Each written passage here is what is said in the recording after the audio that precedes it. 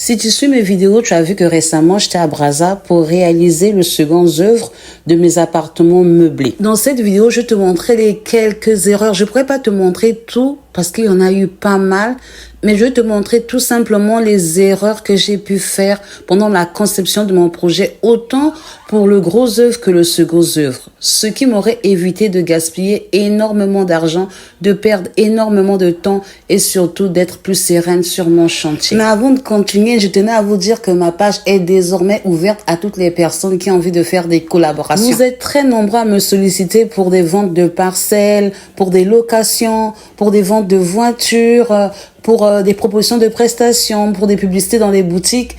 En un mot, pour tout partenariat, veuillez me contacter sur WhatsApp. Allez, c'est parti. Quand je préparais mon projet de retour au Congo pour la réalisation du second œuvre de mes appartements, je pensais que j'étais prête à tout. J'avais lu des livres, j'avais regardé des tutos, des podcasts. J'avais tous les jours mes devis sur ma table, sur mon lit. En dormant, je regardais, je calculais, j'estimais.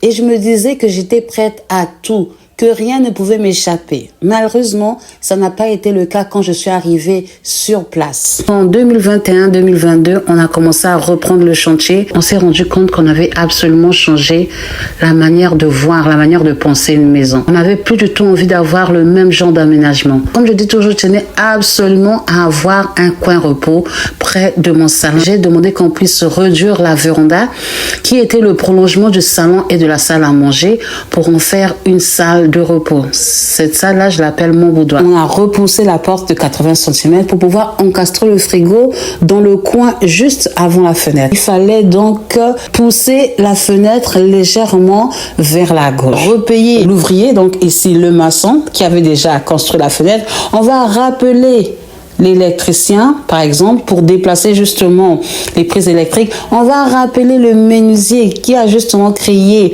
les cadres de fenêtres pour qu'il puisse les déplacer, mais aussi les retravailler parce que je ne voulais plus que ce soit absolument la même taille. Je me suis rendu compte qu'il fallait que j'utilise tout le potentiel de la parcelle. Et c'est là où je me suis dit, je vais casser la porte de la chambre des parents. Je vous ai déjà montré ça dans plusieurs vidéos. J'ai créé là-bas un espace, ou plutôt, je vais créer un espace de détente, de telle sorte que quand on est chez les parents dans la chambre, on n'a pas absolument besoin d'aller à la véranda pour prendre l'air. Il y a des moments, gens, vous allez à la véranda, mais il y a des gens qui causent. Il y a des moments, le soleil, il vient de ce côté-là, donc du coup, on ne profite pas de l'ombre puisque le soleil, il tape trop. Donc, on est obligé de se rabattre dans les chambres, de mettre le climatiseur ou le ventilo. Quand il n'y a pas de courant, c'est encore plus catastrophique. J'ai agrandi toutes les fenêtres de la maison. Il fallait recalculer le devis. Donc, du coup, c'était presque le double. Je me suis rendu compte que je n'avais pas pris en compte la disposition de certaines prises. Moi, je voulais que le boîtier de 3 soit unique. Je ne voulais pas qu'il y ait des séparations. On a dû recasser plusieurs prises. On a dû refaire des modifications partout. On a dû rajouter des prises à la véranda parce que je me suis rendu compte que l'endroit où étaient placées certaines prises ne correspondait pas. Sans oublier le changement total du circuit électrique que j'avais effectué. Sans non plus oublier les dégâts qui ont failli arriver à la salle de bain où il y avait énormément d'erreurs dans le placement, l'agencement du futur endroit où on devait mettre le receveur. Il y a tellement de choses.